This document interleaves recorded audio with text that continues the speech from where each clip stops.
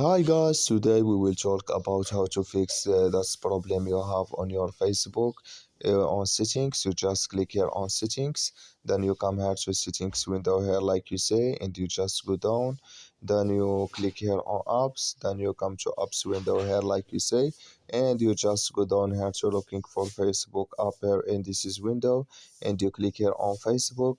Then you come to app info window here like you say, and you just click here on for stop. Then you click here on OK. Then you click here on storage. Then you come to storage window here like you say, and you click here on clear cache. Then you click here on clear data, and you just go to Play Store and update your Facebook app, and it's going to work with you. So that's all you have to do, and it's going to work with you. So that's all now. I wish now I get it. Thank you for your watching.